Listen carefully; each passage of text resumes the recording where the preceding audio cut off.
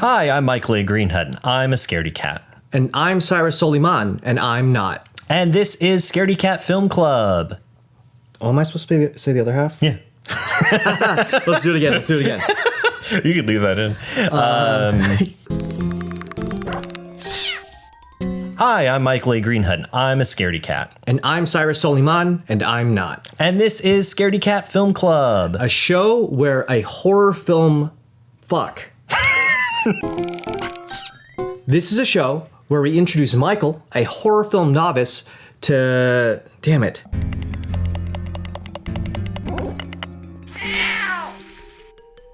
This is a show where we introduce Michael, a horror film novice, to scary movies he's never seen before and get his reaction. And what are we watching tonight, Cyrus? Hellraiser.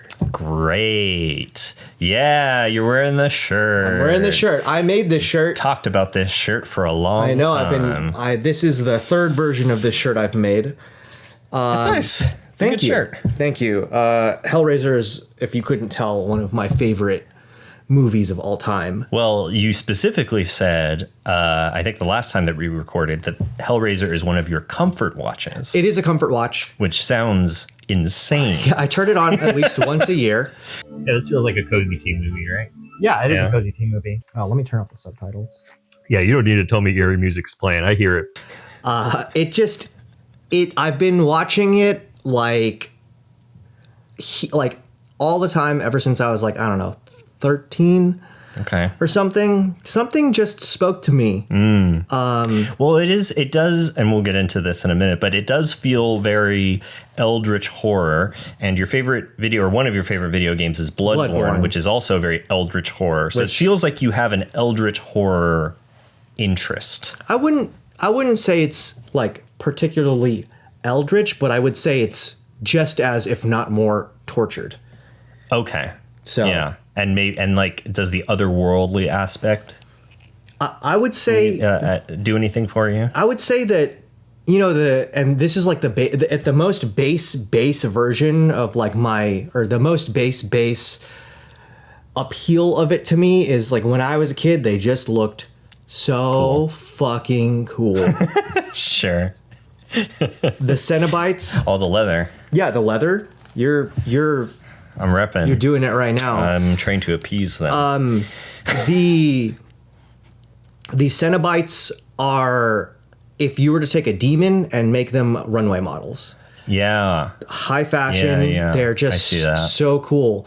And when you're a 13-year-old boy, sometimes the thing that you like isn't the concept. Mm-hmm. It's just, oh, this is badass. The aesthetic. Yeah, the aesthetic. They look awesome. They look so sick. And I think that rings true for a lot of my favorite things that I fell in love with as a kid. And then the things that have staying power, because some things I'll like as a kid and then I'll grow out of it. But some things have staying power. Jurassic Park is one. Yeah. Right? I love dinosaurs. And then I get older. You probably can't see my dinosaur collection. I think I don't know if you can see it. They're back there. There's a ton of Jurassic Park toys. Anyways. But I loved dinosaurs as a kid. Mm-hmm. And then as I got older, I actually got more interested in the science of it. Mm-hmm. I took paleontology classes in college, and I learned more.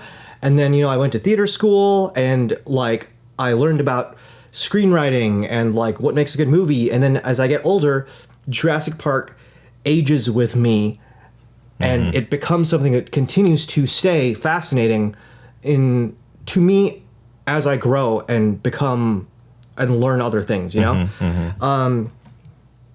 that is also the case for Hellraiser. Yeah. Where it started cool, oh, this is badass, they look awesome, and then as I got older, it's other things appealed to me, which, you'll discover what those things are. Yeah, in short order. When we watch that movie. So now that I've gone on that giant love tangent for Hellraiser. I think it's important. I wanted to bring it up because I thought it was very funny that you mentioned that. And, we'll see what I end up thinking about it when we watch it. But, I guess, everyone does need to know that, this is going to be a highlight of this season for me just because it is one of my favorites. And again, this shirt. Yeah. I made this shirt. I've designed 3 Hellraiser shirts now. So, what do you know about this movie? Okay. Let's say that first. Yeah. It's like keywords, right? Like, yeah. Is it Xenobites or Cenobites? Cenobites with a C. Oh, I thought it was Xenobites with an X. Xenomorphs are from Alien. Right. Cenobites with a C. Cenobites. Okay. Yeah. Cenobites. Cenobite. Oh. Ceno. Ceno. Cenobites. Not John Cenobite. Not All right. Cenobites. Which I don't think he does. Sorry, I was way too entertained by my own joke. Okay, so Cenobites. Yeah, I know about them. I know about Pinhead. Yes. Who seems to be the main antagonist, I'm guessing, of the movie and the franchise at large, though I know there are multiple of them. Right. And they're either like angels or devils, or there's something spiritual to them. Seems like, something within the Christian mythology, or, that Abrahamic, was that anyways, Abrahamic religion. Yeah, sure. Yeah. So within that realm, I also know that they like torture people or something. There's a puzzle cube, maybe. You're like, yeah. Yeah. Oh, is he holding it in your shirt? No, but. Oh, okay. Is it like a puzzle cube?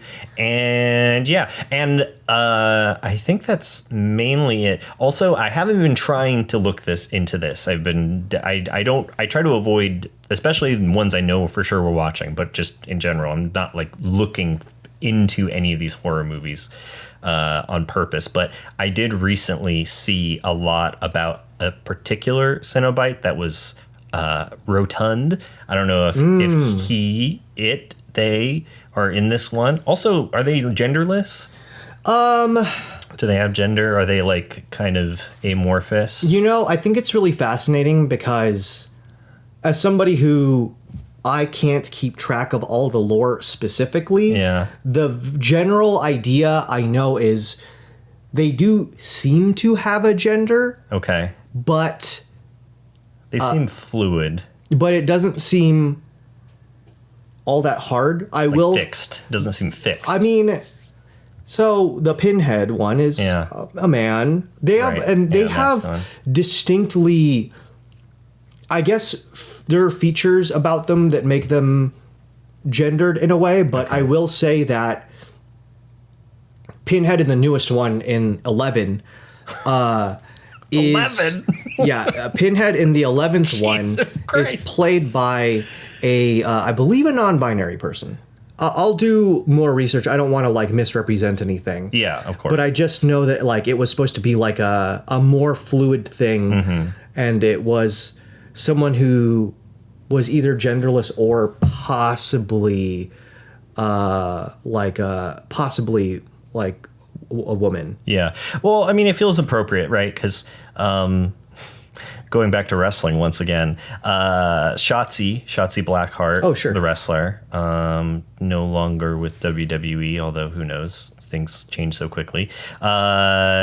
She appeared as Pinhead. She did during a Halloween Havoc a couple of years ago. Yeah. And when I saw her as Pinhead, that's also, I think, maybe why I kind of had that idea of maybe these beings are genderless, because she didn't, from my recollection, she didn't have a very gendered version of it, and the character itself doesn't have a lot of gendered one way or another features. I mean, it looks like a man because it's played by a man, but other than that, there's not I don't know. There are key things that I do feel lead into them maybe being gendered, and it's because some might have lipstick or something, for example, or breasts. Sure, yeah. So that stuff is kind of there. Yeah. But, and also the other thing I want to say is sex has a huge part in this world. Okay. So it's not interesting. It's not they're sexless. There is sex. But when you say sex, do you mean sex related to their identity, or sex as in the act of sex? Sex, the act of sex. Okay. But the act of sex is directly related to them. Right. Connected. Okay. Sure. So that's as much as I want to say without spoiling too much. Yeah. Okay. So other than that, those are all the things I know. And then just to give a peek behind the curtain, last time when we recorded, we did the Seaman and Candyman. You can say it if you want to. Are you afraid to say Candyman? There's no mirrors in this room. learned my lesson. There are no mirrors in this room. There's a television that's reflective right there. Okay. Anyways. Candyman. Yep. And won't get me. I didn't say it. And you said that you had me watch that to help prepare me for this. Yes. Which definitely scares me because that movie fucked me right up. So I can only imagine what this is going to be like. So yeah, actually, that is, I did have a question leading up to that because Candyman is also a Clive Barker film. And we are watching another Clive Barker film. This is like the first time this season, or this is the first time we've repeated like a creator. Oh, sure. Yeah. What do you think, or like, what are you expecting to see based off of what you've seen already from Clive Barker, that is? Yeah. I mean, I'm expected to see some very haunting images. Oh, okay. Okay. Some pretty visceral violence. Holy shit. You're so right about these things. You are so right about these things. No. And gore. Oh, what the fuck? And so right. Yeah, but I mean, thinking about it that from that perspective, in Candyman, the story was actually pretty interesting and compelling. So, hopefully it'll be the same for this. I mean, I knew even less about that movie than I know about this movie. And I've never heard, the only thing I've ever really heard or referenced to this movie is Pinhead. So I don't really know who the protagonist is or protagonists are or any of that stuff or how much that even plays into it. I don't know. I'm so excited. I love this movie. Yeah. Great. Okay. All right. So then let's say, how scared are you on a scale of 1 to 10? Oh, I'm at a 9. You're at a 9? Dude, I'm going to get fucked up. This is the highest it's been, right? It's going to be bad. This is the highest it's been. If Candyman was preparing me for this, then this has to be worse. Also, I just feel like, I don't know, there's something about it that I'm just expecting a lot. I'm expecting a lot of bad to take place. I mean, you're not wrong. That's kind of shocking to me because this isn't the scariest movie that we're watching this year. What do you think is? Ringu.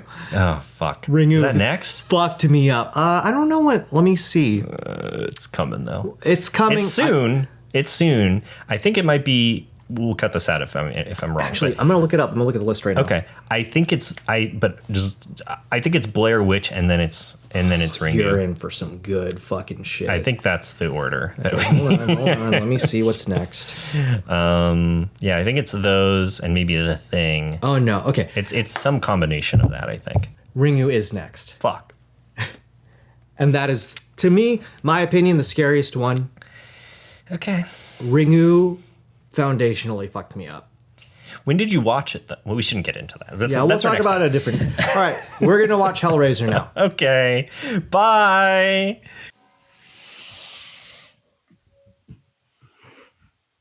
Okay. All right. Okay. All right. You did it. Okay. Whew. Goddamn. What'd you think, little man? Fucking hell. Othello's like, that was tame. He's like no big deal. So chill. He's so relaxed. That was a one on the scaredometer for him. Definitely. I think he's asleep right now. We just watched Hellraiser, and before I get your thoughts on it, I want to ask you a question. Okay. When we first started this show, we made an agreement. Did we? Yeah, I want to know if you remember what it is. I don't remember what it is. It had to do about if something specific happened in a movie, we would do something that coincided with that specific thing. Oh, no. You remember now? Eat a bug? Yes. Yeah. So. Oh, because the guy eats the dragon man eats a bug. Okay, let's eat a bug. I have crickets. I have water, so that's perfect. I'm gonna save this for the end of the episode. Oh, smart. I can't eat with a grill. Well, also, then if we're like we have bugs in our mouth, coughing the whole time. Yeah. Okay. All right. Put it right here so we don't forget. This is here for us to eat. Can you see this? Yeah. What is this? What flavor? Sour cream and onion.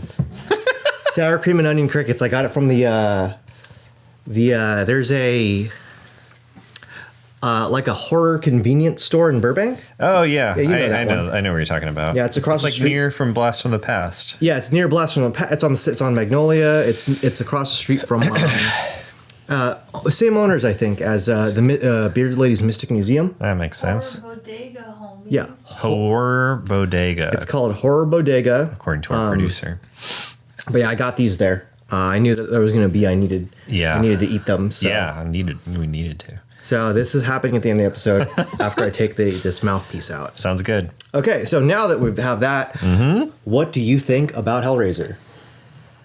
Man, that was an experience. Well, here, I'll go back. Scariness wise. Yeah, what's a scale? I said a 9. Yeah, you said 9. What do you think? Up top. It's definitely not a 9. It's actually considerably lower in terms of scariness. I'd say like maybe like a 6. Right. In terms of scariness. In terms of grossness, however. It's up there. Oh, that's like a 9. Yeah. Oh my God! The fuck! It's for sure. Gross. Yeah, that's the thing about Hellraiser. I was feeling real queasy at certain points. That's the thing about Hellraiser. I don't think it never scared me, and I think maybe you can understand why. Like, it's not a movie that like preyed on. It's tense. It's definitely got a lot of really tense moments. And it does play into certain fears. They didn't delve too deeply into it, but there was definitely a lot of religious iconography and so on. But it doesn't go as far as other movies have. I mean, I've seen Carrie, and I guess spoiler for if you haven't seen Carrie and you're watching. Very religious stuff going on. But yeah, I mean, there's a specific scene. Actually, there's a specific scene that really reminded me. Sorry, kind of jumping towards the end, but near the end when what's her name, Christy, the daughter, is trying to hide. She tries to open a closet to hide, and then a Jesus statue falls out. Well, fuck you, dude. That reminds me of when Carrie gets pushed into a closet and it's not Jesus, it's some other saint or something. That was horrifying. That scared the shit out of me. Because it was a jump scare. Well, no, I mean in Carrie, that was very frightening. Oh, yes, it is. That was very frightening. Even though I'm not someone who's religious, right. it just was. Well, even the concept of being shoved into a closet and forced to, you know, be faced with this horrific looking thing. It's but a lot of religious iconography, and then obviously the Cenobites even say like some people call us angels, some people call us devils, so it's very tied into that. Very. Very fucking gross. Very gross. But not scary. Not as scary, yeah. Like, I was able to have some fun with it, for sure. Could you see why a 13-year-old boy would be like, yeah, this is the greatest thing ever? I don't know about that. Maybe there's something wrong with me. Who knows? I mean, I get the aesthetic of the Cenobites is like, it's very, it's very goth and it's very metal and it's very like, it's definitely a vibe. It's definitely a fucking vibe. It's a lot of leather. A lot of open wounds and stuff too.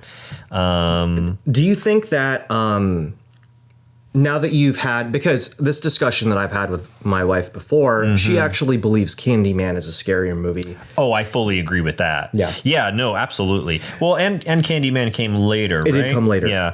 I also believe Candyman is a scarier movie. Yeah. But I will say there's something about it. It's a lot more, I don't know, it's a lot more horrifying, and the ideas behind it are Like the imagery in it is even though the imagery in this is like insane, there's something about the stuff in Candyman that just feels more, I don't know, conceptually speaking, with Candyman, like a lot of the horror isn't stuff that is inescapable. So the thing about Hellraiser is like it's almost like it's a punishment for those who are seeking too much. It's kind of like an Icarus, like flew too close to the sun. Yeah, exactly. But with Candyman, it's like, well, here's a punishment for a systemic issue. These people, somebody cannot choose where they were born, color of their skin, their life situation, and the horrors. That's the thing. The horrors are intergenerational. Like it's more social. It's like social horror. It's not like a thing even though that like there's definitely supernatural elements. But to it's not a thing that like is affecting one person. That's the thing about like that kind of horror is if you look back at it reverberates through history to a kind of person in a certain situation, and that is truly terrifying. Yeah, absolutely.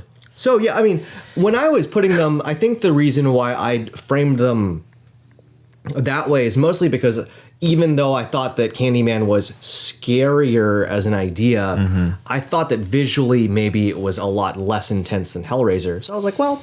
Yeah, visually it is, although I will say that the imagery from Candyman, I guess we'll see, because maybe once I let this sit with me, my mind will change, you know. But the imagery from Candyman just feels a lot more.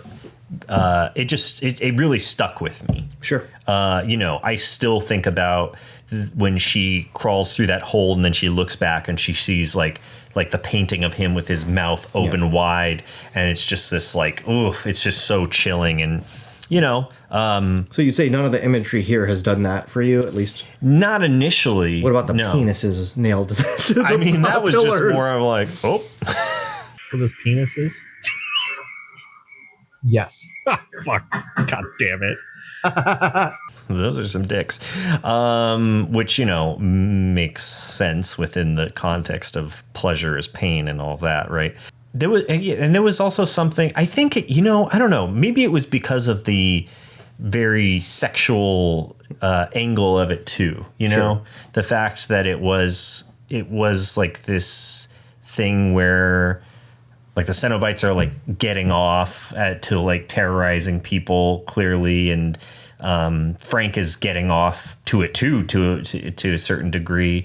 Yeah, there just wasn't anything that feels like it will be as haunting to me down the line.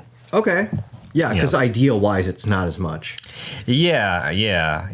And like you said, it's I think maybe it feels a little bit less scary too, because I'm never going to seek that out. Yeah, right. You're never going to look for that cube. You don't want to play with if that I cube. see that, I'm like, I'm not touching that. I'm fucking the right off out of there. Yeah.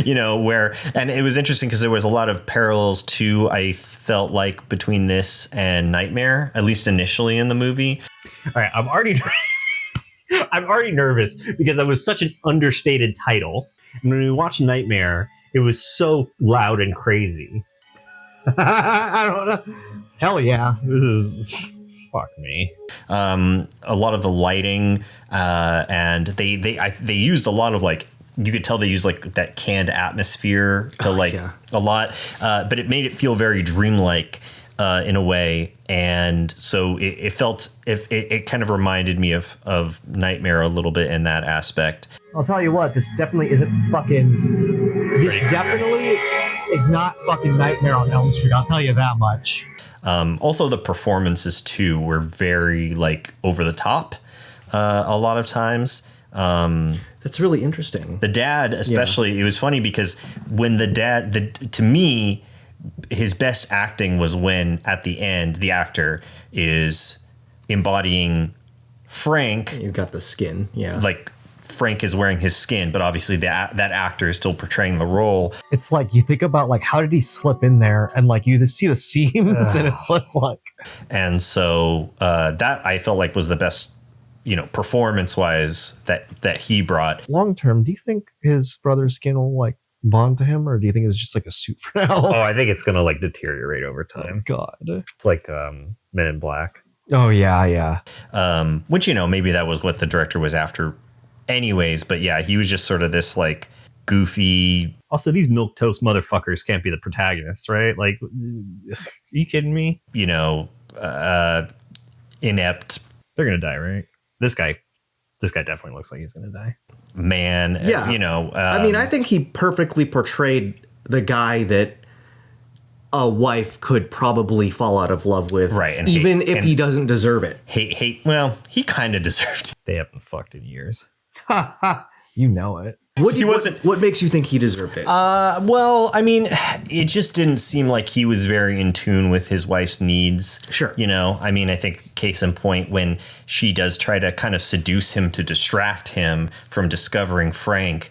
To distract him. Surprised he doesn't cum his pants immediately. He doesn't read the signs, and sure. Now she's like, God damn it, now I have to fuck him. And maybe it's just a case, and it's tough because I could see from a certain perspective of him being like, oh wow, attention, and just like focusing only on that. But clearly, like, he's trying to be intimate with her, and she's screaming, no. Like, dude, take a hint. Sure. Like, come on, like, pay attention. And then he's frustrated afterwards, which, considering the fact that I can only imagine that they have not had sex in years, I can understand some frustration, but at the same time, it's just, this isn't helping anything. You're not helping the situation by getting mad. So yeah, and I don't know, and also the way that he was with his daughter. They just kiss on the lips. The 80s, man. Dude, no, that's not an 80s thing. I mean, he's a goof, that's for sure. Too much in his own world. He's definitely a goof. I feel bad for him. But maybe because I know his fate. I feel bad from his fate. Yeah, I mean, he certainly didn't deserve that. I feel like, at least in separate of the moment where they're, like about to do something and then they don't do anything, I view him as a guy who is just kind of trying to keep things happy. And to me, at least my understanding of her is that she hasn't been happy for a while. Yeah. And it's not because of him, but it's because she wants Frank. I mean, that definitely seems like it's a part of it, but it also just seems like perhaps she was never necessarily happy with the relationship. Yeah. But that also did sucks. it anyways. Yeah. Yeah. I mean, unfortunately it does happen. But yeah, I don't know. There was other behavior too. Like when he, which is also so extreme, he like cuts his hand open on the nail. Oh, Jesus Christ. Which, how do you cut your hand that badly on the back of a nail? The dullest part of the nail. Did they have tetanus shots back in the 80s? I hope so. Well, it's not that sharp. Think about if you just get pushed into it. Like, I understand getting scratched, but it was like a lot of blood. You got pushed into it. Sure. Well, sure. Think about you're carrying a mattress, which is huge. And especially back then, like 40 years ago, a mattress. Well, I guess mattresses are always kind of because they're heavy now too. Anyways, you're carrying a big ass fucking. They had metal in them back then. Sure. Yeah, they don't always have metal in them now. You're carrying a big ass fucking mattress, and you can't maneuver it. And someone just shoves you, and you get shoved into the. I didn't want to make a joke at the time, but I was thinking of Ross and Friends. Pivot. But then he gets sliced, and his blood gets drunken by his brother. Anything's going on with that? Nothing good. Oh, there it is. That's what's going on. It's going through the dialysis machine. Imagine if that happened in Friends. But he gets his hand sliced open, and then instead of taking care of it himself, he runs to her up on the third floor. He can't take care of it himself. He's afraid. You know me, blood.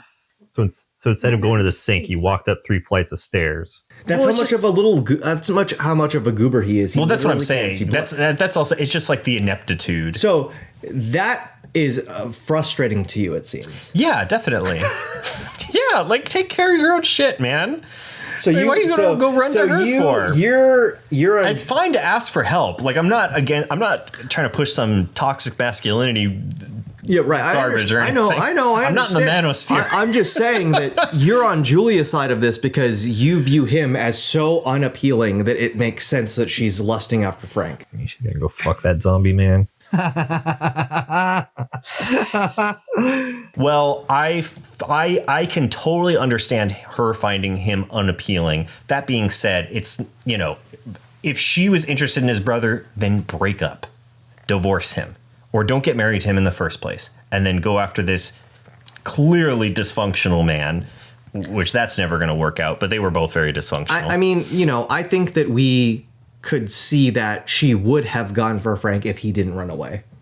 Yeah, perhaps. Because that's just, if you look at all the photos, it's different women. Yeah, no, of course. He's traveling around the world. Well, I mean, Yeah. okay, so here's the other thing that, like, I have even a little more perspective. I've read the book. Oh, this is based on a book. So this is oh, based- yeah, you told me this last time. Yes, this is based off of a novella called Right. The Hellbound Heart. It's only 50 pages. It's really good. And it's basically the movie. But there's a little more context, and it talks about Frank traveling the world and just seeking every pleasure. Yeah, yeah. And then it's not enough. kind of being insatiable. Yeah, and that's why he finds the box. Right. He was kind of the puzzle box to her in a way, you know? Like he was so alluring and irresistible, even though he was, you know, clearly dangerous and bad for her. Dude, she is down bad. What the fuck? She just kind of couldn't stay away to the point where, you know, she like her doom. completely falls off the deep end. Totally her doom. She don't even give a fuck anymore. Oh yeah, come back to my place. We'll have a real good time. This is where I like to get down and dirty. This is where the magic happens. Man, and she fucking brained those guys with those hammers. Yeah. God damn! He got her to do some shit. Should have taken off that nice shirt. Got blood all over it. you know? Yeah. I would have gotten fully naked. Then smashed him with the hammer. Fucking bonk his ass. I don't want to get my clothes bloody. Just like fucking in her underwear covered in blood. Yeah. And slime. And slime. Jeez, dude. He gave her some good enough dick. She did anything. That's why I was saying. I was like, they had vibrators in the 80s, right? At least had dildos. Just get a vibrator, lady. Fuck me. Come on. You need more. Sometimes you need the danger. Yeah, you need the passion. the passion and the danger. Yeah. So the something that you brought up like earlier that I thought was kind of interesting is you compared it to Nightmare. Mm-hmm. So something I thought was really funny about this is, you know, we were looking at these horror movies, and you have these. I'm kind of trying to introduce you slowly to like all of these like iconic characters, right? You've met Michael, you've met Freddy, and when this movie came out, it was like almost 10 years after Halloween. Yeah, because Halloween was 78 and this is like 87. Yeah. Yeah. And at this point, so much has happened. And there are so many horror movies now at this point, and tons of franchises, and 80s is like a big time for horror. Yeah. Something that I thought was really funny, going all the way back to comparing it to Nightmare, something I think it's like very funny is when this originally was getting made, the producers were actually pretty unhappy when they first saw it. Okay. Because Pinhead, who we'll also discuss his name because you saw in the credits it said lead Cenobite. Yeah. Pinhead was somebody who just spoke, you know? And he spoke in like full sentences about his intentions, and he's very poetic and all that stuff. And the producers were like, that's not scary. You want a silent killer? Or, you know, maybe he could crack jokes like Freddy. Yeah. Because so they were comparing him to Michael Myers or Freddy, and were unhappy that he was like neither of them. And Clive Barker said to them, I believe intelligence is the scariest thing. Yeah, absolutely. So because No, 100%. I mean, it's just the malice. Yeah. The malice that he carries. And yeah, like you said, the intelligence, because especially a being like that, creativity is their weapon in a way, like how creatively are we going to torture you and fuck you up and make you feel agony and suffer. So yeah, you don't want someone who's smart, because then they're going to be able to think of lots of different ways to do that. You want a dum-dum, because then dum-dums are going to be like, I'm going to stab you. And that's it. Yeah. And it's like, okay, cool. I mean, that sucked, but hey, could have been worse. I mean, been torn into 1,000 pieces. In and this, my dick nailed to a rotating pedestal. In this world specifically, a stab won't do it, as you can see. I don't know if you recognized, in this world that like the original seeking out of the box was because like you needed to explore more, or everyone needs push to the boundaries, push further. the boundaries. And they talk about this in the book. It starts as pleasure, right, and it just keeps going. Yeah, to the point where it's like unbearable. To the point where eventually there's nothing left of the person, but it doesn't start that way. So for cinematic effect, there's a very fast, like, oh, you're just torn apart. Yeah. They kind of cut to it, but, they do talk about how, like, well, eventually pieces are going to get taken off of you, and then eventually there's going to be nothing. Yeah. So, you're just shredded. Your in existence this world, shredded. stab is not enough. No. Will not kill you, because the point isn't killing you. The point is just the point is to pushing it and pushing it and pushing it and pushing it. Yeah. Because if you're dead, then it's just over. Something I actually, and I don't want to keep on going back to the book, but even at the end, I mean, he is torn asunder. Yeah. But clearly some small shred of him was left, because he's like, because then that's what gets resurrected. Which, Jesus fucking Christ, him coming back. Oh, hello. What crazy fucking shit. I know. That was a lot. Yeah. That little shred of him. In the movie, he, slams the door and he's like, it's me, it's Frank. Fuck me. And she's doing that stuff with him. In the book, a crack, opens in the wall. And she sees, one eye and, a beating heart. And she just knows it's him. Right. She gets the same feeling from looking into, I believe it's an eye and a heart. It's been a while since I've read it, but I remember it just being 1-2 organs. That actually makes a lot of sense because, in the movie, he gets, some blood from his brother's wound, and then he's quite a lot lot of him returns. Yeah. And then they kill four more guys, 5 more people, and it's little by little, and he's back. only getting a little more each time. But so it makes sense that they accelerated that. Yeah. To I don't know. I mean, it was also not that long of a movie. It was an hour. Yeah, it's an hour and a half. Something like that. Yeah. I think it would have been really interesting to have seen it from there, and she her realize that from an organ that just looking into an eye that she sees and going, that's him. It also assuming that it goes a similar path of her luring men it's the same. to get killed. Definitely. It also paints this version in the book you're describing would paint her as an even bigger villain because he's kind of coercing her into doing it and egging her on, whereas if she's just seeing a part of him that can't even fully communicate with her yet. I think the part is capable of communicating somehow. Okay. Well, in any case, it's been a while since I've read it's more of a stretch. To do it. Yeah, I'm gonna fully dive in and Yeah. kill a bunch of people and feed them to you, essentially. Which I didn't say anything, but I was thinking it. I think pretty much from the moment that the first guy got killed, and then she just goes into that other room, and I'm like, what is she doing with those bodies? And this fucking guy. And there's a corpse upstairs. Oh, that'll cover it up. He won't notice. I have a surprise for you. Surprise. Just fucking. Well, hold on. Let me hide this corpse. You'll never guess what's for dinner.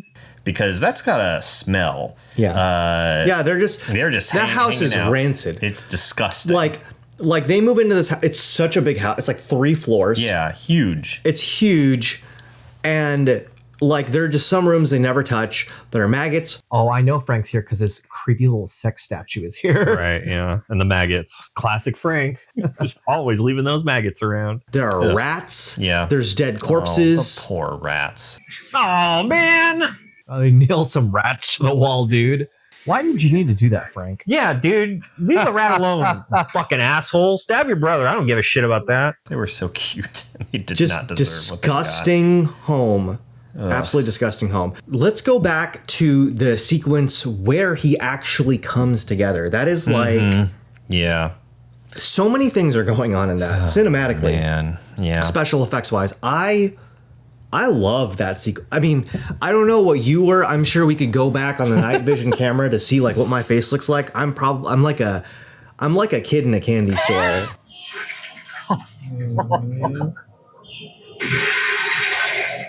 You're probably like a kid in a candy store, and I'm probably horrified. Yeah. Oh, hello. But it's so cool. You could tell that like yes, that, like, absolutely. some of it was they had a statue, they melted, then they reversed it. Right. Yeah. A lot of reversing of footage. You know, certainly like puppetry, like yeah. all of this stuff going on. It's so cool how they piece that together. I love, and then like also sped up. You know, like you see some stuff like reversed and sped up. You see like the ribs like popping back into place. Yeah. Yeah, I have to imagine that had to have been something where, because I don't know, how do you even fully conceptualize that, especially on a practical level? It's because it is very abstract, even how he comes back. So I don't know. I just imagine that they must have just shot a bunch of stuff. We're like, okay, we're going to shoot a bunch of things, and this is kind of going to represent various things. And then they took it into post, and we're like, okay, how can we further push this to be even more, visceral and horrifying and memorable and so on. I will say that in this movie specifically, they had a leg up because Clive Barker directed it himself, versus like a lot of other properties that are based off of his stories. He didn't. So I would imagine because this... He also directed Candyman himself too, right? No, he didn't. Oh, he did? Bernard Rose directed Candyman. That's why it took place in Chicago. Oh, this is right. Because yes. Clive Barker is Now I remember. English. So he directed this himself. So I would imagine that he probably had a very clear... As somebody who, from the base, imagined this versus somebody like translating it, had an idea of like what this would look like. Yeah. So probably went to special effects people and said, this is kind of what it looks like in my head. Here's my vision. How do we for get how this? This looks. And I would imagine. I mean, I've never spoken to him. I heard he has a room full of dicks in his house. I have some friends that have been to his house. I've heard Does he live in Los Angeles? I don't know where he lives. Oh, well, where was his house that they've been to? I've never talked to them about the location. Oh, interesting. But I've heard that he has a room full of dicks. I don't know if it's in England or if it's in LA. Yeah, I didn't get a lot of clarity. I'll have to ask him next time I see him. Hopefully I can meet him and ask him if he... I'm sure if I meet him, he doesn't want to talk about this stuff. Some artists do, some artists don't. Yeah. Everyone's different about their work. But yeah, I would say that that is like one of my favorite just cool little things that you see in a movie. Just a sequence of like a body coming together, which rules. I mean, I think that Frank, for a majority of the movie, is just like a sight to behold. He's just so gross. He's so gross. He's so wet. He's so wet. He's so wet. But also that's got to be so hard to maintain. The movement of the crap on his face. All the prosthetics. He's like talking and all this stuff is moving around. And he's able to emote pretty decently. Yeah. I mean, I saw that there were 2 people that played Frank. So it's probably like one under and one person with skin, one person without skin. Right. Like the actor. 3 people that played Frank, because the Larry guy also played Frank. Oh, sure. Yeah. But you know what I mean. Right. Yeah. That was something else that was very interesting. Didn't expect well, I mean, I didn't even know who the hell Frank was until the movie started, but was surprised to find out that he was the main antagonist. Clearly, the Cenobites are antagonistic forces as well, but he's the main antagonist, and that was very interesting. And we don't actually get to see a ton of them throughout the movie. No, we see them a bit at the beginning, and then a bit towards the middle end, and then at the end. Yeah, it's actually really funny because if you just watch the first one, you'd be like, oh, but these Cenobites. Mm-hmm. You know, I believe that really because there have been 11 movies now. Yeah. That's kind of where they solidified like their, I guess, place in pop culture is by being in even more movies. And I think especially the second one, because the second one takes place in hell. So you see entirely, or yeah, pretty much. Wow. So you kind of like see them way more. Yeah. That's interesting too, that they weren't pleased with him as like a horror monster or what have you, because he is a very iconic character, has a very iconic look.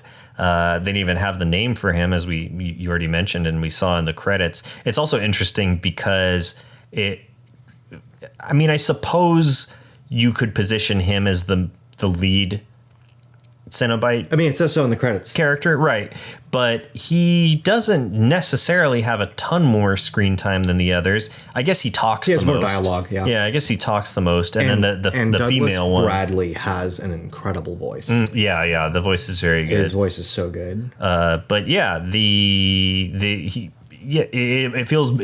From that, it felt more of an ensemble of horrific creatures versus, he's the one, and then they're whatever. They're through also time and sidekicks. Pop culture, he becomes right. Yeah. Clearly. I will say though that like when I was younger, the one with the chattering teeth was my favorite one. Yeah, that guy was he was pretty threatening. Yeah, his teeth and pretty creepy. Are quite cool and intimidating looking. The Chatterer. Yeah. This shirt actually, I had an idea to do a series of all of them, but I just haven't gotten around to it. I don't know. Maybe I will one day. It's I've designed this one. I just put all of them on the thing, and this is because of the religious undertones or overtones, however you want to describe it in this movie. I've decided that I wanted to frame this like one of those paintings of a saint. Mm-hmm. Yeah. And I've deemed this shirt the patron saint of pain. Because that's kind of, as he's described, some call us demons, some call us angels for whatever you're seeking. But they will, deliver that to you, the pain. And the frame is the imprints of the lament configuration, the puzzle box. Oh, yes. So if you look at it, the framing is... like each side of the sides are all kind of laid out to become the frame of it. And it's called the lament configuration. Mm-hmm. Because, it's a configuration that brings... lament. Yeah. But I made this shirt. I designed it myself. Yeah, it's sick. I've printed some of them, and there's a couple out there. A couple out in the wild. There's a couple out there in the world because this is a personal, separate from my business. Mm-hmm. I make clothes that I make just for fun. So this is something I've made for fun. So technically it's something that you can't buy. Mm-hmm. I think it's important to have things just for you sometimes as an artist. Yeah. Anyway, so on the subject of him being the lead Cenobite and being credited as the lead Cenobite, the name Pinhead actually came from the makeup artist as a joke. Ah. And it just stuck. Yeah, like that's cool. It just became so culturally relevant that like now that's officially his name. But at first it was really just the makeup artists were like, you're Pinhead. This is, Well, I'm sure they just had to differentiate. Like, okay, we're going to do this makeup, that makeup. Yeah. And it probably was easier to come up with, nicknames and so on. Yeah, that's great. I love stuff like that. I love when things, not that that's, you would consider that an accident necessarily, but, things that weren't intentional then become a big part of the work and then become integral to it. You know, it's very fun. I don't know. Yeah. You know, I mean, because that's the thing. Sometimes you can't plan or deliberate everything that's going to come of like a piece of art. People are going to absorb it. Things are going to happen, and then it's going to become a part of the zeitgeist. Yeah, absolutely. And, you know, like, you can't resist it. Like, you just got to run with it. Well, and I also just mean like happy mistakes in a way. Oh, sure. Like I think of, oh God, what's that Mel Brooks movie? It's the Western. But there's is it Blazing Saddles? Yeah, I think it's Blazing Saddles. But there's this, you know, there's this scene where the crowd is running and then they cut to the actual lot. You know, it's supposed to be like a big gag because it's kind of like, oh, we're shooting a movie. But then when they filmed that, they stopped street traffic, so no one would come in. But one guy accidentally walked past and he's in the shot, and you see him just being kind of confused and looking around. And they were like, that's hilarious. Let's keep that in, you know? So stuff like that is very fun. Dustin Hoffman's I'm Walking Here. Right. Yeah, right. There's a lot of things like Leo's hand getting cut in right, in Django Unchained and rolling with it. There's a lot of like just kind of something happens, you roll with it, and it becomes that's what living in the moment is, and sometimes that's what performing is. Yeah, performing exactly. and art and all of that. Yeah. Well, it's fun to embrace that stuff. So let me ask you, would you watch any of the sequels? Fuck no. No. Hell no. Really? I got enough, man. I don't really. I mean, there were some questions, certainly. I mean, you know, there's definitely a lot of questions and a lot of intrigue. Where do these beings come from? What is truly their purpose? Are they angels? Are they devils? What there's two characters that are particularly interesting to me, which are the guy in the market at the very beginning of the movie who gives Frank the box, and then you see him at the end offering it to someone else. He's that fucking dealer, man. Yeah, so I was thinking, you know, oh, is that one of them? You know, is that one of them in disguise trying to lure another soul for them to torture and you know, do their thing with? And same thing with the kind of disheveled man who they see staring at them when she's like with her boyfriend and they're walking and they see that man, and then he pops up again in the pet store and he eats the crickets, and then at the end, and I knew he was going to come back. I was like, he has to. There's something up with this guy. What's going on? What you didn't know, he's a fucking bone dragon. He's a bone dragon. Holy fucking shit. What the fuck was Dragon Man? Who's going to fly away with the box to give it back to that dealer. Or he is that dealer, or those are the same people, or, you know, anyways. So, I mean, that is interesting to me, but I don't know if it's interesting enough for me to necessarily have a great desire to see more of that. Okay. Yeah. Well, what if I told you that the second one took place completely in hell? Yeah, right. And that the Cenobites we know have to get rid of an even more evil Cenobite. Does that sound appealing? I mean, yeah, that sounds interesting. What if I told you you're the dealer, you're offering me the puzzle box? What if I told you that the fourth one took place in space? Right, you mentioned this, I think, a few episodes ago. The fourth one took place in space, and it spans generations. And that's fucking crazy. Adam Scott, is that his name? Adam Scott from Parks and Rec? Yeah. And Severance? Yeah. That's He's in there? That's the actor's name, right? Yeah. Yeah, because sometimes I mix... He's Ben Wyatt in Parks and Rec. Right. I always forget which one's his real name. Right, yeah. What if I told you Adam Scott was in the fourth one? Is he a Cenobite? No. He's a human. You almost had me. You almost had me, Bone Dragon. He's got hair down to his back in it. Weird. I just want to see a picture of that. It's pretty funny. I'll look it up later.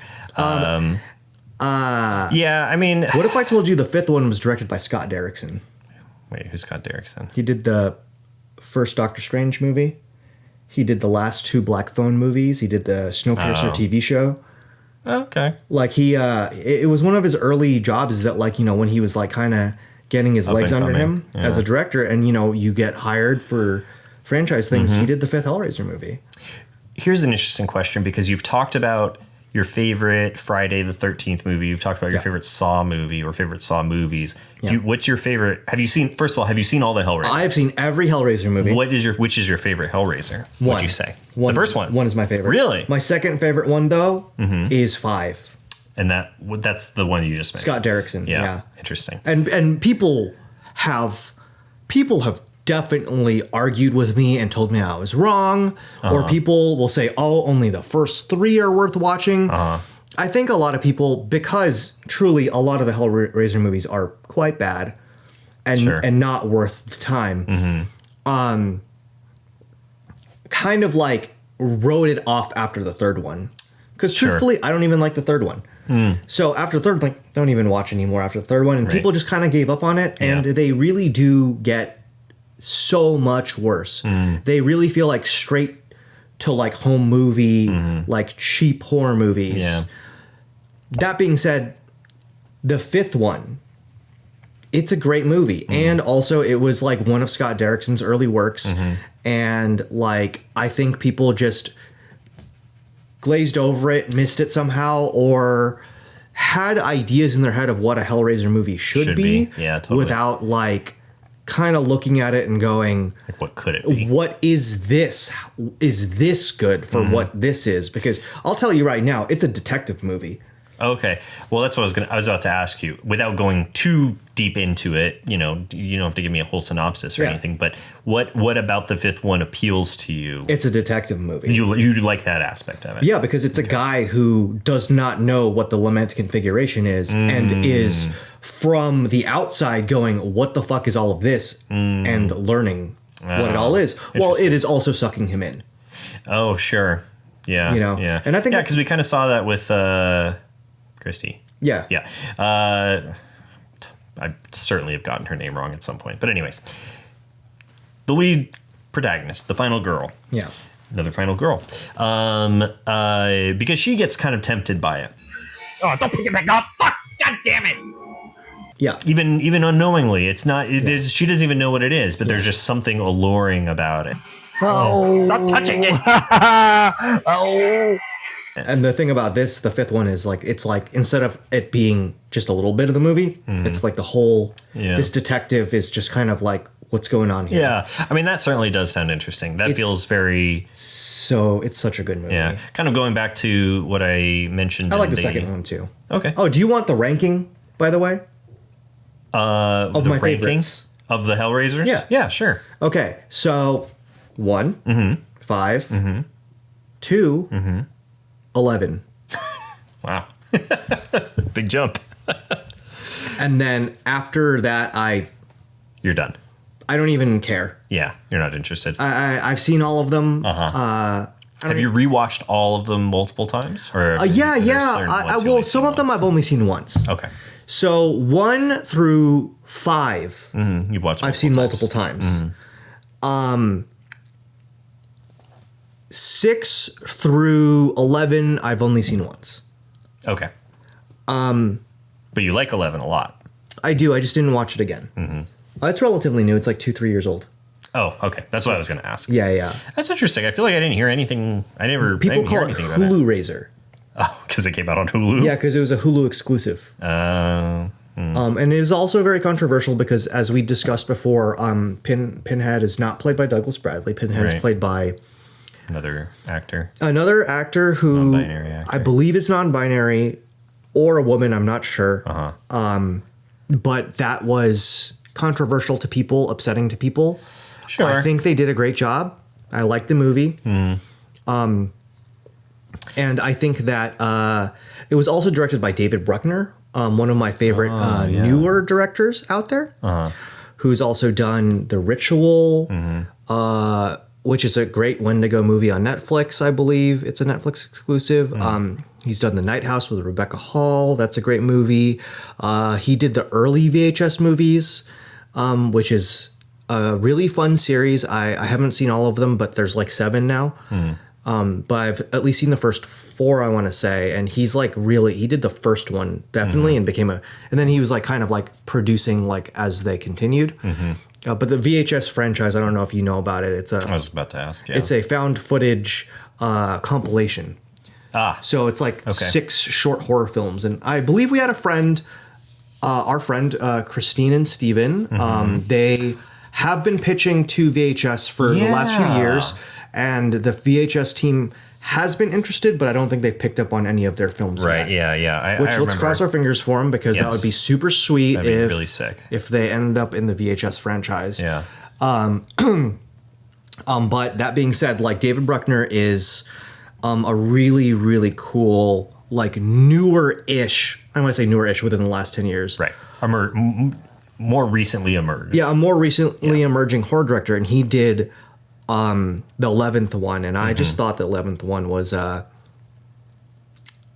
like the sound, the ideas, like the exploration of that concept of the blurred line between pleasure and pain. I think they really explored that in a way that I thought was really cool, where they showed people actually experiencing pleasure and pain at the same time. Right. Yeah. Which I think is what that would look like. Yeah, what that would look like. So on. Yeah. Yeah. It's very interesting. It's also, you mentioned this before in a previous episode, them going to space, which doesn't surprise me because I do get so much eldritch horror vibes from this, and eldritch horror is very cosmic, and this feels very cosmic in a way. It's definitely otherworldly. Yeah. And that's the thing about eldritch horror. Eldritch horror is otherworldly. There's also that aspect in eldritch horror of the people in the stories who are drawn to these entities. They know it's going to lead to their doom. On a certain level, they know it's going to lead to their doom, or they know it's going to lead to potentially the doom of the world, but they don't care. They're so enamored and obsessive over it. They're fucking locked in, so they can't help themselves in a way, which feels there's a hypnotizing aspect to it. But also there's an exploration aspect to it, because you don't know the unknown. Where it's gonna. What is this gonna? What is this gonna lead to? Absolutely. Yeah. So does it still stay as you're not going to watch any of the sequels?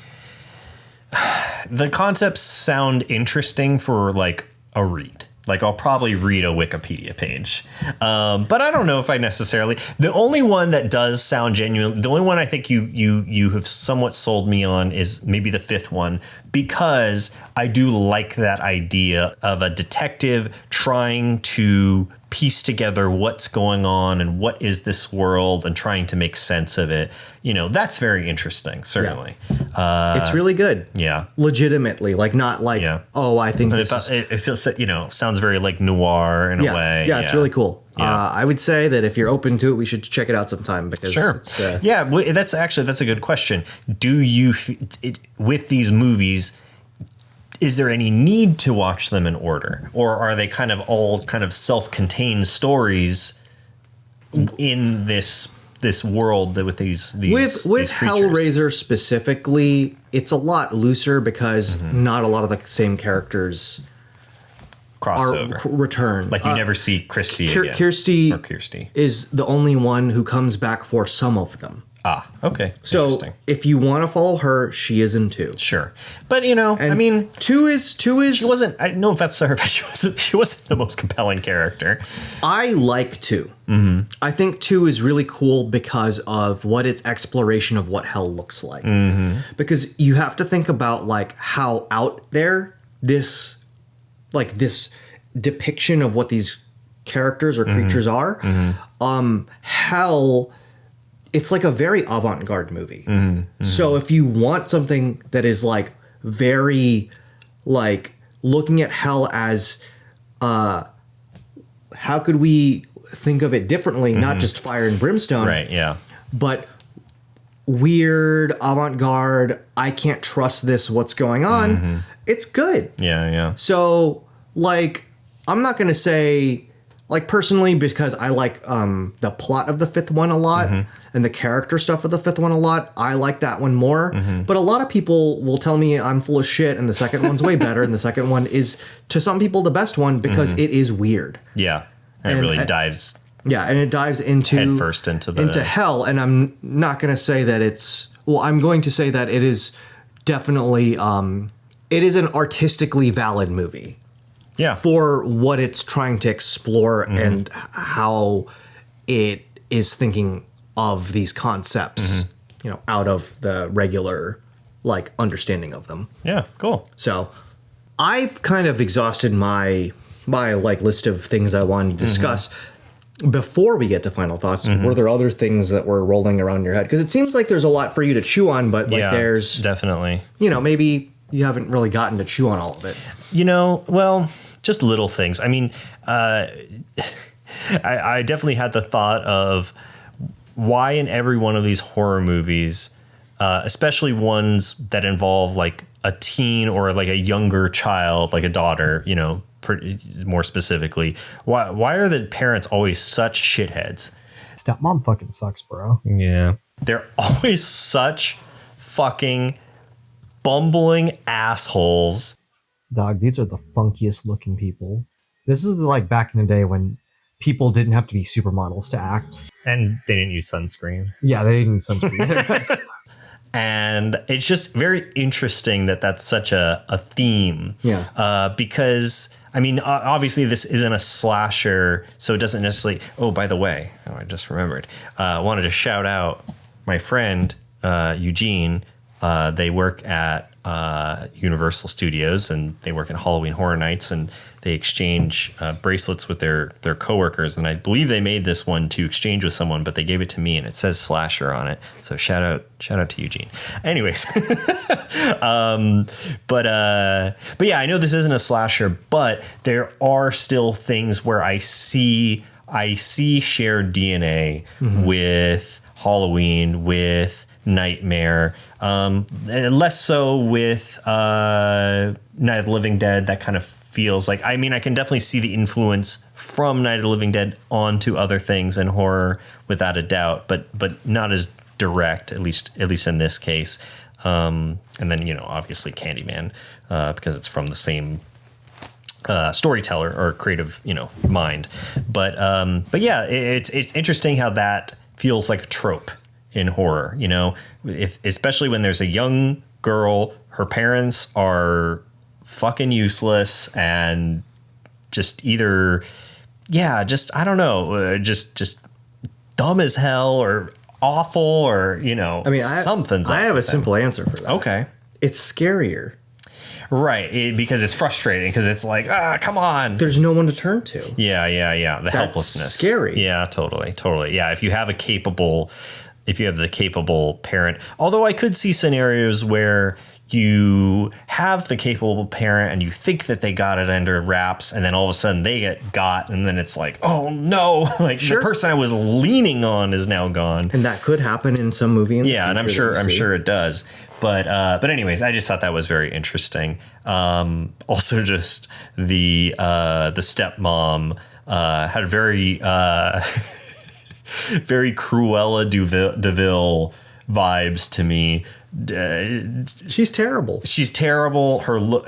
Also, her look. I don't know. There was just something about her that very much reminded me of Cruella DeVille, the original Cruella DeVille, not this new one that's been redeemed or whatever in the live action movies. You know what? All right, this is a spoiler for the live action movies. They explain the reason why she doesn't like I'm paraphrasing this because I haven't actually watched them, but I believe the reason that she doesn't like Dalmatians that is established in the live action movies is because Dalmatians killed her mother. They pushed her mother, or they scared her mother, and her mother fell off a balcony and died. Something like that. It's insane. It's so ridiculous because she's the protagonist in those movies, so they're trying to make her redeemable. They're trying to be like, oh, well, there's a reason why she turned bad. Like, feel sorry for her. Anyways, no feeling sorry for this stepmom. She just fucking sucked. You really need to process this Cruella DeVille thing, don't you? First of all, I forgot that movie existed. They made two of them. They made two of them? I think so. I'm pretty sure they made two of them. Huh. Yeah, with, what's her name? Emma Stone, right? Wow. Famous Asian actress, Emma Stone. Yeah. Her and Scarlett Johansson. Yeah, the two most famous Asian actresses. And if you don't know what we're talking about, if you know, you know. And if you know, I'm sorry. I totally forgot that movie existed. Mm-hmm. Those movies existed. Yeah. I haven't really.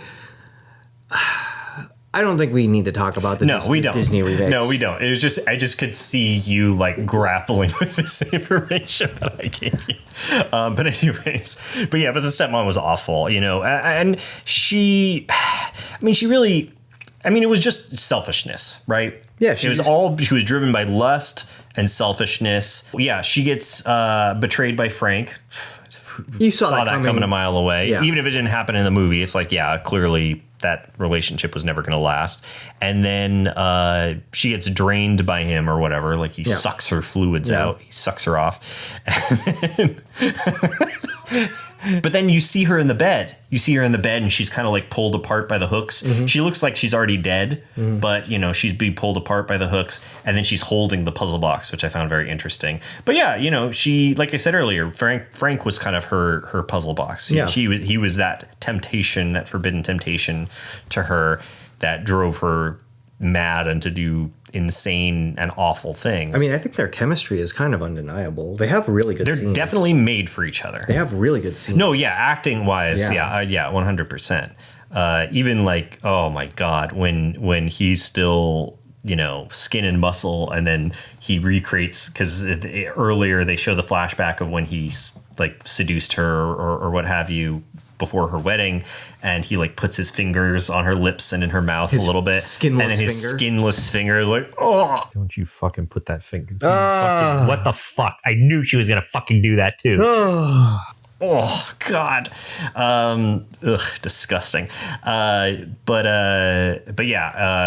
she's pretty irredeemable. She has a little bit of a crisis of faith at the beginning, maybe with the first guy, although the first guy kind of makes it easy for her. But by the last guy that they kill together, she fully doesn't give a shit, and she seems like she's enjoying it. Yeah, she fully seems like, yeah, I'm on board for this, baby. This is part of the kink. We've pushed the boundaries even further into our freaky ass love affair. it kind of seems like something that could really happen. Oh no, of course, totally, absolutely. It's just interesting to see her go from bad to worse, and that's kind of her journey. Yeah. She started out bad, and then she just gets even worse and worse. I know, this movie is so full of terrible people. Yeah. That's why when you talk about how much you hate Larry, I'm like, really? Larry is the one you hate out of all the people? Oh, I don't hate him the most, certainly, but he's just frustrating and annoying. Sure. And he just, I don't know. Yeah, he is a little bit creepy in his own way. Kind of everyone is creepy. This guy's such a creep. Except for maybe Kirsty.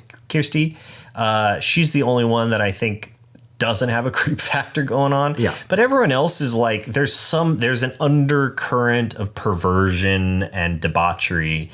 Yeah. Oh, God. And then Frank is like practically lusting after his niece. You fucking kiss her? Oh! No, that's fucked up. That's fucked up. Come to daddy. Yeah. Ugh. Come to daddy. The fuck? What the fuck? Jesus Christ. Bad stuff. Bad times. It's Uncle Frank. God. Come to daddy. Come to daddy. You fucking creep motherfucker. Come to Butthead. Come to Let's also very briefly, let's talk about her boyfriend. Her boyfriend is also a little fucking goober. You said he looked like... Yeah, he looked like if somebody, Miles if Teller. Miles Teller went to a theme park caricature artist and drew him, like that's what he looks like. Oh, okay. I thought you said, you definitely did say that. But for some reason, I thought the thing you said is that it looks like Miles Teller got microwaved a little bit. I did not say that and at all. melted. That's kind of what No. I did not say I that. thought. I said that he looks like if Miles Teller went to a caricature artist at a theme park and they drew him. And then they took that as a template for to create a man. A real face, yeah. That's what he looks like. Very funny. Frank looks like But somebody who got microwaved a lot of it. Yeah. Oh, yeah. But it was very funny because the boyfriend, I mean, I don't know. I guess it was things happened quite quickly at the end, but he doesn't really react a ton to what's going on. He's like, "There's danger. We need to get out of here. We gotta get out of this house." But like, big old freaky eye goggle his man. official name is Butterball. Butterball. Wow. Yeah. Like the boxer. That's Butterbean. Butterbean.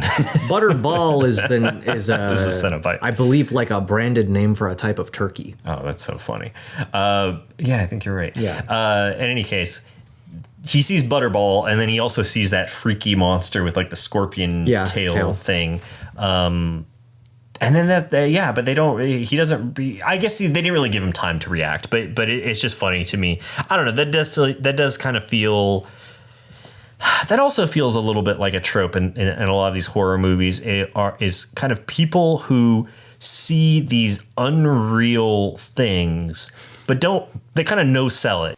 Time to run. Let's go. What are you doing? Stop crying and start running. They see it happen and they just keep moving on. I mean, what would you do? I'd be freaking the fuck out, man. I mean, what the fuck is that? What's going on? You know what? That leans into eldritch horror. Like you're getting driven mad by it. Right, yeah. You gotta no sell it. Otherwise, you're gonna lose your mind. That's the problem. Speaking of this kind of loosely ties back to what we were talking about, Pinhead being intelligent. Being intelligent in eldritch horror is a bad thing.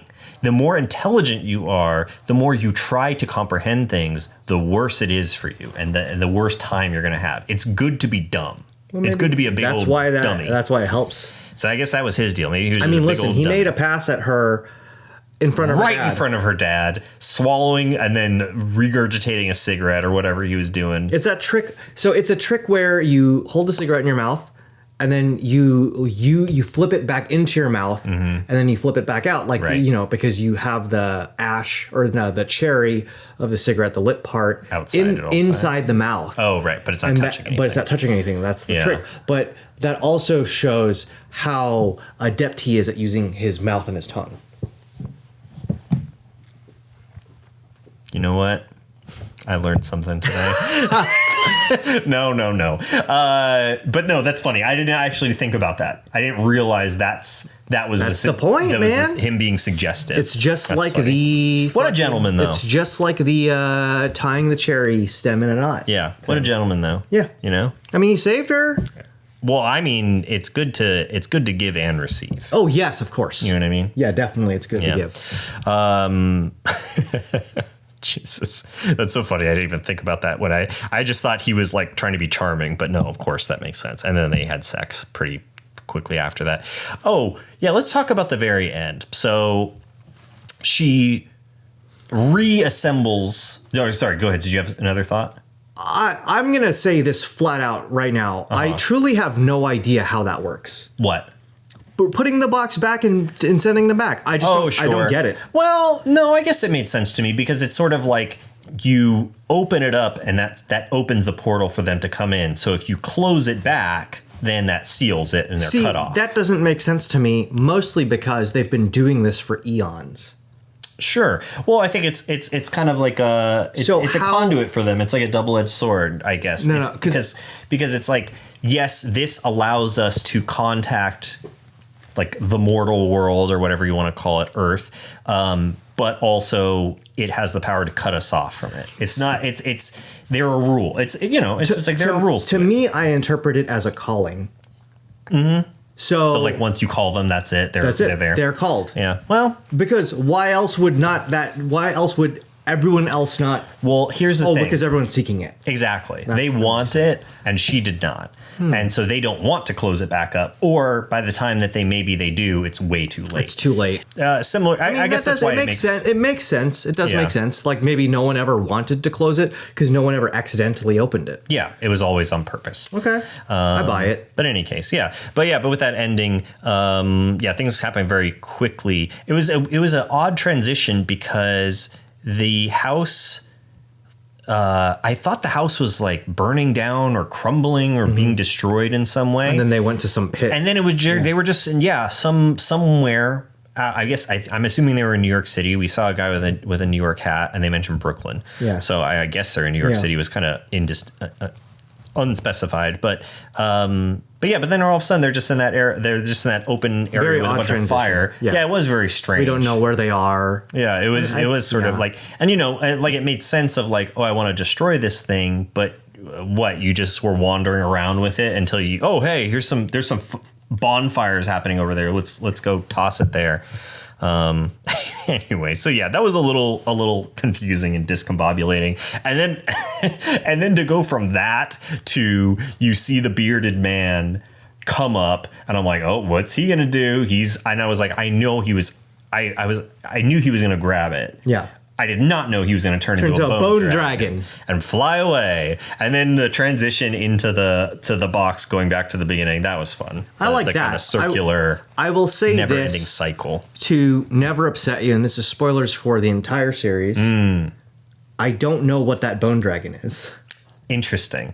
Yeah, well, I mean, okay. Well, that makes me even less interested. Yeah, I have no idea what the bone dragon is. I mean, I guess my interpretation, which I kind of already said, was interpretation is that is one of them, and they are collecting it back so they can place it back into someone's hands. If not one of them, some forces that want this to continue. Right, yeah. Something connected, pulling strings and so on. Maybe we don't need to know, though. Yeah, no, not every mystery needs to be solved, certainly. No. Because I don't know exactly why he's a bone dragon. Yeah, I don't know. He's badass, though. It was fucking crazy. It's badass. It was like, what's happening?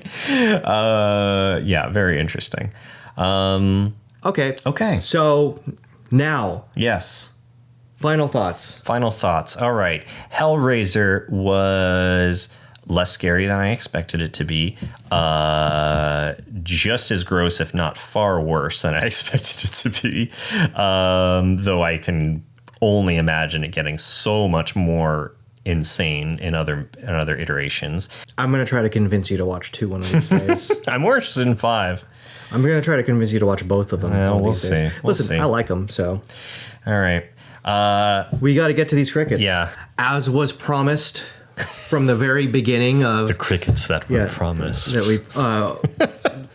From the very beginning of this show, we were going to eat crickets one day when it was right. And today's the day because we just watched Hellraiser and Bone Dragon ate crickets at the pet store. Yeah. So we got to go for it. Bone Dragon ate crickets at the pet store. So bon appetit to us. These are sour cream and onion. In the Philippines, these are a delicacy. Not the freeze-dried kind like these, but like they're sautéed. Oh.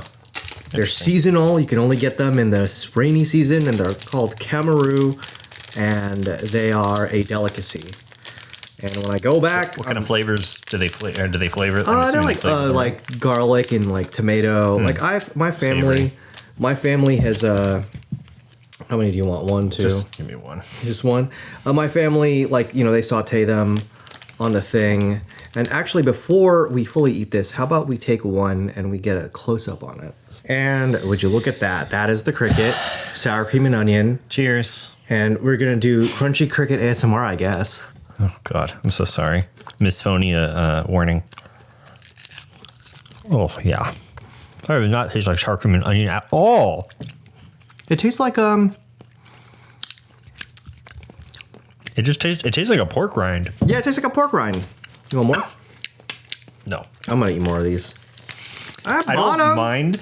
I bought 'em. I've had crickets before. I don't mind it. But the thing I hate about eating crickets is the legs. When they get in your throat, it's so scratchy. And I that one didn't really have legs on it. I got some with legs right here. So anyways, but hey, we honor the sacrifice that these crickets made. So have you ever had the crickets from in ice cream at what do you call it? Salt and straw? Yeah, salt and straw. No. During Halloween season, they have crickets and ice cream. That's funny. You know what my favorite seasonal flavor of theirs is? It's the turkey one. Yeah. No, I've heard that. Candied turkey is so good. I could see that. I could see that. Yeah. I feel like a chocolate covered cricket would be real good. Maybe. This is okay. I want to try them sauteed. There's no sour cream and onion flavor, though. Yeah. You sure you don't want any more? Yeah. I'm going to finish them. Yeah, do it, dude. You enjoy yourself. Maybe I'll leave some for Christina. All right. And our next episode is Ringu. Oh, yes. And I will tell you, I got lots to say about Ringu. I'll talk about this before. If you want to say a little thing, you want to give a little taste, a little preview. I saw The Ring Right. The American version. for the first time, and The Ring is not as bad as Ringu. When I was growing up, I had a broken TV in my bedroom. I dropped it when I was a kid, like I was pushing the stand, and I dropped the TV fell from the stand, and when I would turn it on, it'd give me a lot of snow before it went to like a regular TV. And when I turned that TV on, that snow went on. I could not handle it. I had to like call my mom.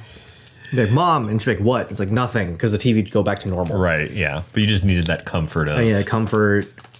someone there. Well, more... I was 14, by the way.